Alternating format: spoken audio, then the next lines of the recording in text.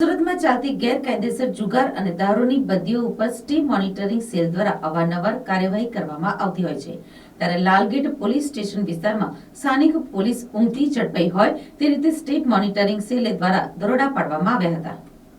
સુરતમાં ફરી એકવાર સ્ટેટ મોનિટરિંગ સેલ દ્વારા દરોડાની કાર્યવાહી કરવામાં આવી હતી, જેમાં લાલગેટ પોલીસ સ્ટેશન વિસ્તારમાં સ્થાનિક પોલીસ ઊંઘતી ઝડપાઈ હોય તે રીતે સ્ટેટ મોનિટરિંગ સેલે દ્વારા દરોડા પાડવામાં આવ્યા હતા. આ દરોડાની કામગીરીમાં 39 જુગારીઓ પાસેથી 2.67 લાખની મત્તા કબજે કરવામાં આવી હતી. આ દરોડાની કામગીરીમાં 39 જુગારીઓ પાસેથી 2.67 લાખની મત્તા કબજે કરી સાથે જ 35 મોબાઈલ અને 7 વાહનો મળીને કુલ 7.18 લાખનો મુદ્દામાલ કબજે કર્યો હતો. આ અંગેની માહિતી અનુસાર લાલગેટ પોલીસ સ્ટેશન હદ વિસ્તારમાં ચાલતા જુગારધામ ઉપર સ્ટેટ મોનિટરિંગ સેલ દ્વારા દરોડાની કાર્યવાહી કરવામાં આવી હતી. શાહપુર સ્થિત ખજુરાવાડી ખાતે ચાલતા જુગારધામ ઉપર દરોડા પાડવામાં આવ્યા હતા, જેમાં 39 જુગારીઓને ઝડપી પાડવામાં આવ્યા છે. મસમોટા જુગારધામ પરથી 35 મોબાઈલ, 7 વાહનો સહિત 7.18 લાખની મત્તાનો મુદ્દામાલ કબજે કરાયો છે.